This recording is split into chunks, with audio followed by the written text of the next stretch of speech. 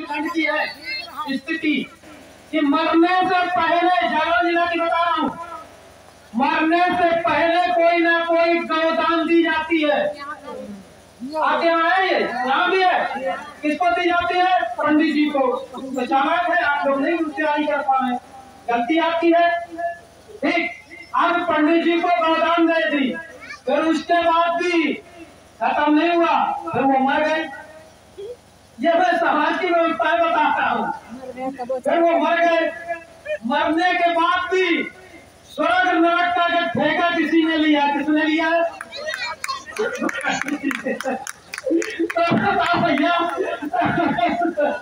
ये बताओ भाई, तो ताली बजा कर यहाँ ना आ रहे हो? जिंदा आदमी जा नहीं सकता, मरा हुआ लौट के बता नहीं सकता, तो बता किसको बता? पंडित जी को। बोले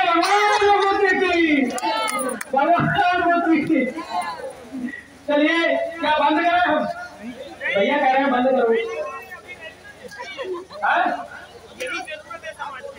यही जरूरत है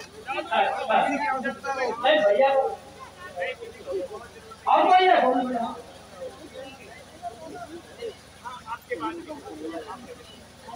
जाएगा सब जाइए। क्या बोले? वही जाएंगे। माता मैंने हमारी तो बदलिया दे रहे हैं, हम नहीं। आप बताओ सभी बताओ मैंने।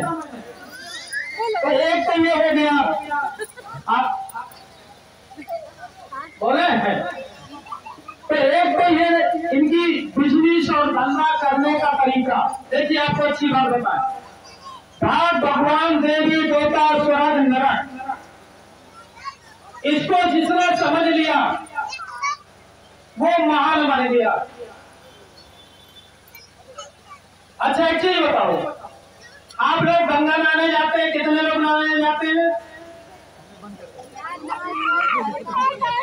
काय के लिए जाते हैं? पाप धोने के लिए।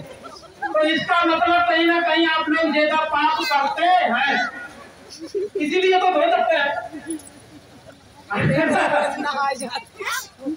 अच्छा ये बताओ कि दिन भर इसमें मछली डुबकी लगाती है गंगा जी में, दिन भर कछुआ लगाता है और दिन भर मेढक लगाता है, और हम देखते वही जाल फेंकता है और वो हाथ लेता और वही नाव में काटता मछली को। मैंने काटते देखा है, और उसी में डुबकी लगाती मछली, दिन भर लगाती है। और आप पाप, उसके पाप, उसने ज्यादा पाप किए थे का कि उसको तुरंत गंगा जी में काट दिया? बताओ, गंगा जी में काट दिया। तो ये चीजें आपको समझने की जरूरत है। गंगा नहाए अगर पाप धुल जाए तो इस देश का भंटा बाहर हो जाए। काहे वजह से कि लोग खूब पाप करें, जो ताकतवर है खूब पाप करें, इतना पाप करें क्योंकि मुझे पता है कि अपने पाप गंगा में धो आएंगे। मार काट शुरू कर देंगे लोग, हत्या करना शुरू, लूटपाट करना शुरू कर देंगे लोग, जो ताकतवर लोग हैं। क्यों? क्योंकि सारे पाप गंगा में धुल जाते, चाहे अच्छे हो चाहे बुरे हो, पाप तो गंगा जी में धुल ही जाते। तो इसका मतलब कहीं ना कहीं गंगा जी पापों की, आप समझ सकते, ज्यादा नहीं हो देंगे। तो इसलिए पाप गंगा नहाने से नहीं सिर्फ धुलेंगे। माताओं बहनों पिता के बुजुर्गों, पाप आपके ये जो दिमाग में आते हैं, मांड बुद्धि ने कहा बुद्धम शरणं गच्छामि, बुद्धि के शरण जाओगे, यानी कि जो विचार आता है आपके अंदर, गंदगी आती है, बुराई आती है, जब तक आप मन को साफ नहीं करोगे, कितनी बार भी गंगा नहा लो, आपका कभी भी उद्धार नहीं हो सकता, नहीं हो सकता। तभी बुद्ध ने कहा बुद्धं शरणं गच्छामि, बुद्धि के शरण जाओ और अंधविश्वास पाखंड से विज्ञान की तरफ जाओ, और फिर कहा धम्मं शरणं गच्छामि, यानी कि धर्म की, जो धर्म की व्यवस्था है, प्रकृति की व्यवस्था है, उसकी शरण में रहो। और प्रकृति की व्यवस्था और विज्ञान की व्यवस्था एक संगम शरणं गच्छामि, एक संग बनाओ, जिससे कि देश का, इस विश्व का कल्याण हो सके। जो तुम्हें एक रास्ता देते गए, जिनकी आज तुम जयंती मना रहे हो।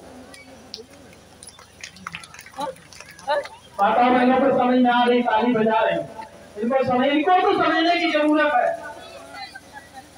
देखिए इतने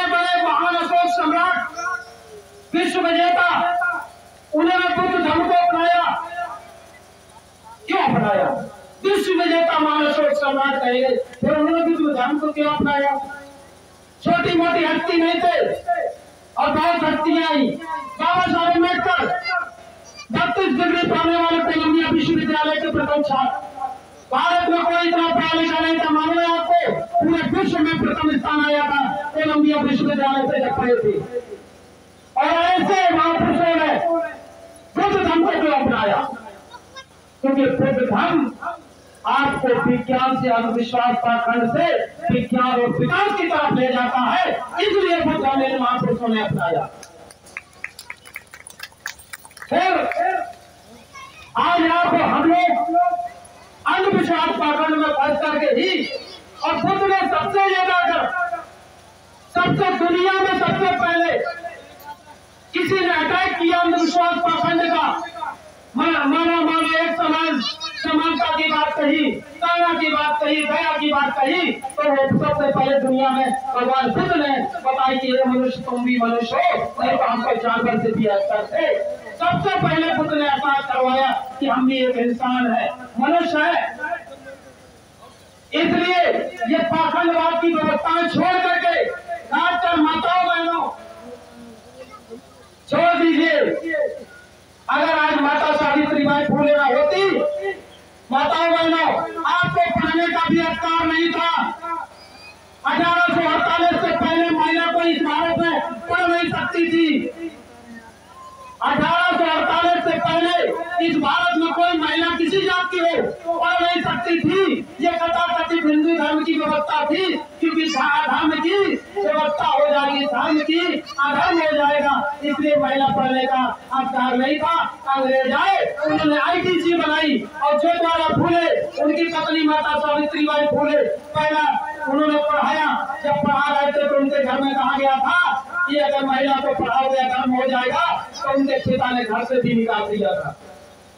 जब घर से निकाल दिया तो वो निकालने के बाद चली गई, निकालने दोनों लोग चले गए। तो एक फातिमा शेख की नाम की महिला थी, जिन्होंने पुत्री थी, बेटी थी, मुसलमान समाज, उसने अपने घर में रखा।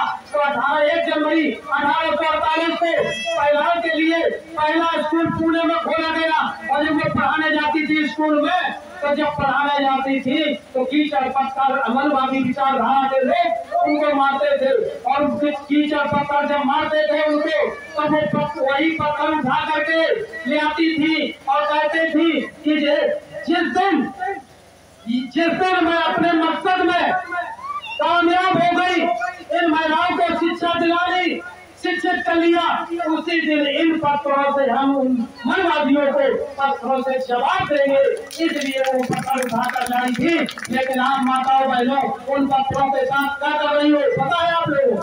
उन पत्थरों को आप क्या कर रही हो? उन्हीं पत्थरों को आप आज पूछ रही हो। तो इसलिए आपने क्या बलिदान दिया उनके लिए? आपने क्या किया माताओं बहनों, बताओ आपने क्या किया उनके लिए? आप तो उल्टा उन्हीं को पूछ रही हो जिन्होंने तुम्हें अपमान किया, उन्हीं को मान रही हो। आज कोई बहन अगर DM बन पा रही, कोई SP बन पा रही, कोई दरोगा बन पा रही, कोई अगर मुख्यमंत्री बन पा रही, कोई प्रधानमंत्री बन पा रहा, तो वो माता सावित्रीबाई फुले की जय है। इससे पहले अगर शिक्षा नहीं होती, अगर बाबा साहब अम्बेडकर संविधान न दे रहे होते, वो अगर तुम्हें जगह नहीं दे रहे होते, तो आज तुम यहाँ बैठ नहीं सकती थी, तुम्हें अधिकार तक नहीं था।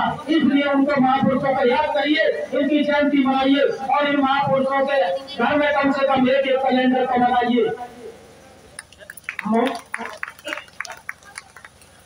आप लोगों माताओं बहनों, आप लोगों को पता हो कि आप लोग कपड़ा नहीं पहन सकती थी केरल प्रदेश में। नागिनी नाम की एक महिला थी, जब यह आप सिर्फ नीचे के कपड़ा पहन सकती थी। ये इतिहास की बात है, कोई काल्पनिक नहीं बात। ये 200 वर्ष में ज्यादा समय नहीं हुआ, काल्पनिक नहीं, सच्ची घटना है। तो वहाँ पे आप माताओं बहनों कपड़ा नहीं पहन सकती थी, ऊपर वाले नीचे वाले पहन सकती थी, ऊपर वाले बाहर निकल नहीं सकती थी। बाहर निकल सकती थी, अंदर तो घर में पहन लो, कोई दिक्कत नहीं। अगर बाहर पहन के जब कपड़े पहन गई तो कर टैक्स लगता था, उस कर टैक्स को इनकम टैक्स कहा जाता था, इनकम टैक्स लगता था आप लोगों से। और जब वो एक बार उनकी नई नागली देवी की नई शादी हुई, तो वो अपने ससुराल गई। जब ससुराल गई तो वो अपने कपड़े पहन के गई, निकली। और जब कपड़े पहनकर निकली और जैसे ही कपड़े निकली तो मनवादियों ने देखा कि इनकी महिला जो है कपड़े पहले तन ढके है, इसे कर लेना है। तो जब उसके पास कर लेने गए तो उसके पास गरीबी में पैसा नहीं था, तो उसने कहा मेरे पास पैसा नहीं है। उसके पति ने कहा, तो उसकी नागली ने पति के कहा आप जाइए हम इनको कर देंगे। तो नागली बहन ने, नागली देवी ने, नागली माता ने जबरदस्ती इन्होंने मांगे तो अपना हसिया पी लिया और स्तन काट के दे दिया था। और वहाँ पे आज उनको अवतार मिला ये कपड़ा पहनने का। ये मैं ऐतिहासिक बात बता रहा हूँ, कोई काल्पनिक बात नहीं है। तब आज समय ये कपड़ा पहनने को वहाँ से शुरू हुआ था। ये ऐतिहासिक बातें हैं, ये कथा कथित यही धर्म ठेकेदार पाखंडी लोग ये व्यवस्था फैलाए हैं जो कि हमारी महिलाओं को कपड़े तक पहनने का अधिकार नहीं देते हैं। और अगर यही पाखंडी लोगों के अगर सच्चाई बता दो तो ये बोलते हैं कि हमारे धर्म के खिलाफ है, धर्म के खिलाफ है। बताओ बहनों, आप लोग चाहती हो कि पति आपको नशेड़ी मिले? सच बताओ, कोई चाहती है बेटी मेरी नशेड़ी मिले? फिर क्यों मिल जाता है? सोमवार कितने लोगों को पास रखती है?